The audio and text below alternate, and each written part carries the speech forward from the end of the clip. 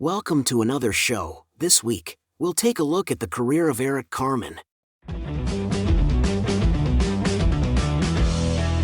Eric Howard Carmen was born August 11, 1949 and passed away on March 11, 2024. He was from a family of Russian Jewish immigrants in Cleveland, Ohio, and grew up in Lyndhurst, Ohio. By age 3, he was in the Dalcroze Eurythmics program at the Cleveland Institute of Music. At 6 years old, he took violin lessons from his Aunt Muriel Carmen, who was a violinist in the Cleveland Orchestra. By age 11, he was playing piano and dreaming about writing his own songs. The arrival of the Beatles and the Rolling Stones altered his dreams slightly. By the time he was a sophomore at Charles F. Brush High School, Carmen was playing piano and singing in rock bands including the Fugitives, the Harlequins, the Sounds of Silence, and the Cyrus Erie. Though classically trained in piano, Carmen became a self-taught guitarist. At 15, he started guitar lessons, but when his teacher's approach did not fit with what he wanted, he decided to teach himself. He bought a Beatles chord book and studied guitar for the next 4 months. He joined a band named Cyrus Erie, which recorded several commercially unsuccessful singles for Epic Records. When Cyrus Erie and the choir disbanded at the end of the 1960s, Carmen, Bryson, Bonfanti, and Smalley teamed up to form the Raspberries, a rock and roll band that was among the chief exponents of the early 1970s power pop style. They scored a top 5 hit with Go All the Way.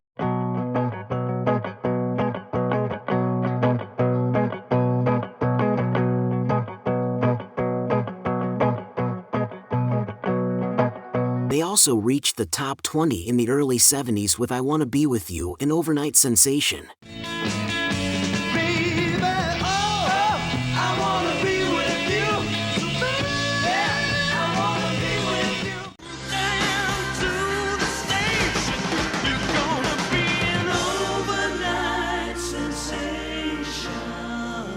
Carmen was the lead singer of the group and wrote or co-wrote all their hit songs. In 1975, after the breakup of the Raspberries, he started his solo career, de-emphasizing harder rock elements in favor of soft rock and power ballads. Carmen's first 2 solo singles were chart hits in 1976. Both were built around themes by Sergei Rachmaninoff. The first of these singles, All By Myself, based on Rachmaninoff's Piano Concerto No. 2 hit No. 2 in the United States, million copies, and was awarded a gold disc by the RIAA in April 1976. The follow-up single, Never Gonna Fall in Love Again, was based on the main theme of the third movement of Rachmaninoff's Symphony No. 2 and reached No. 11 on the Billboard Hot 100 and hit No. 1 on the U.S. Adult Contemporary chart, as well as No. 9 on the Cashbox chart.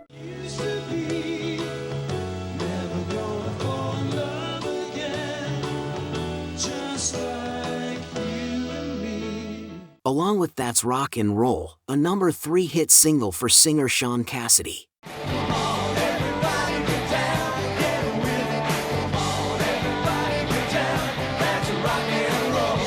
Less successful was his second album Boats Against the Current, which produced the top 20 hit She Did It.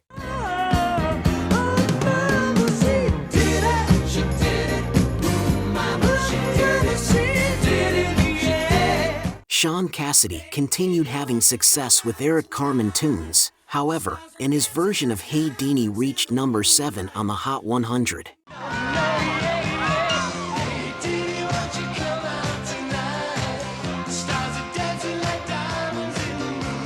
His next 2 albums did not generate much interest and he would withdraw from the music scene for a while. He made a comeback in 1985 with a couple of mild chart hits but then reclaimed top 5 status with a contribution to the hit movie Dirty Dancing, Hungry on Billboard's Hot 100. Following that was Make Me Lose Control, which reached No. 3.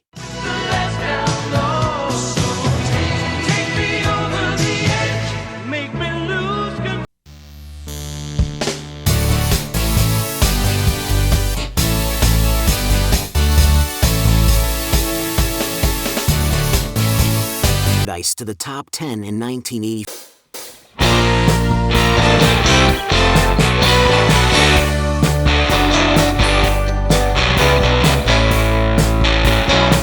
Other releases beyond 1984 were compilation and best of albums. Carmen was married 3 times, to Marcy Hill from 1978 to 1979, to Susan Brown, with whom he had 2 children, from 1993 to 2009, and to former newscaster Amy Murphy from 2016 until his death in 2024. Carmen moved from Los Angeles back to Gates Mills in Northeast Ohio in the 1990s.